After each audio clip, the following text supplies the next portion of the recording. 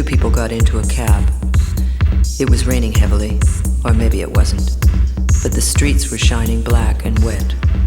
As the car picked up speed, a woman trying to see out of the window to get some idea of where they were. But at night in a foreign city, in a blur of stone facades, broken by flashes of white light, fractured by rivulets of water running up and down the windows, nothing was clear, except that the big bad city isn't so bad as the fashion magazines would like it to be. Maybe it used to be, or maybe it never was.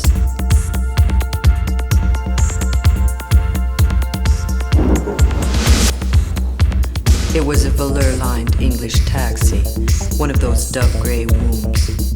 No, it wasn't. It couldn't have been. It had to be a four-door Mercedes sedan. Cold, hard plastic covers on the seats. Moving fast through wet streets, assaulted from all directions by glare, searing cold flashes in the unknown darkness. She retreated into the seat, shrink-wrapped in artificial intelligence, to observe the sensation of leaden fatalism as it spread itself like a drug through her body.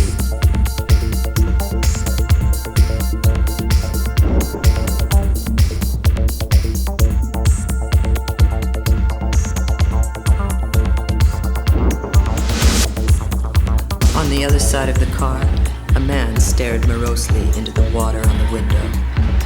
He mumbled something about his girlfriend never having treated him that way before. Sometimes the worm turns. Is that fortunate for the worm? Maybe. He wondered aloud why he felt nothing in his heart. Whether to play the tormented master or the suffering slave, the burning question in the hackneyed drama of love.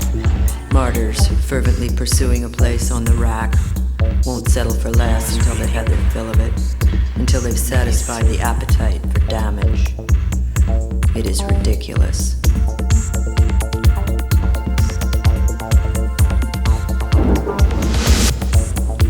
The laws of probability posit that there is likely to be a molecule from Caesar's last gasp in any breath we take. So I guess it's safe to assume there was the odd photon or two of moonlight banging about in the back seat of that cab. But for the most part, the light was incandescent, fluorescent, and neon, an eerie gray light, punctured by landmine flashes that illuminated a thin profile, shivering. His eyelids were too heavy for him, the head unsteady on its neck, the spine deserted by the muscles, having a hard time holding up the skull, able to do so only by balancing it at the top of the vertebrae column, like a Chinese acrobat balances a large earthenware urn on his forehead. It occurred to her that if the neck lost its balance, his head would fall off. This, she thought, would be interesting. She waited for it.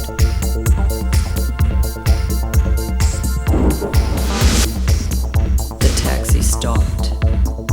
Take a jar of syrup out of the fridge. Turn it upside down. Slowly, the syrup moves down the bottle towards the lip, where it builds behind the ring of crystals encrusted there. The lump swells until it reaches the weight required to push it over the edge in quantities far greater than desired. It dumps fast and heavy onto what it was intended to sweeten, turning the whole to a sticky mess. Time was like that, or maybe it wasn't. But it slowed to a crawl and yet continued to move on. The taxi was stopped.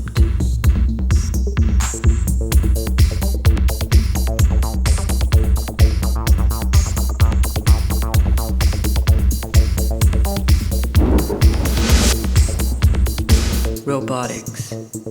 She lifted the right hand and directed it to travel out into the void between them. The hand hesitated, daring to accuse her of manipulative cunning.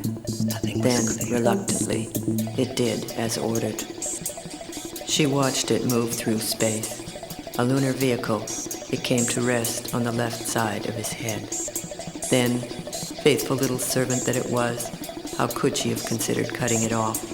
It sent back the following sense data.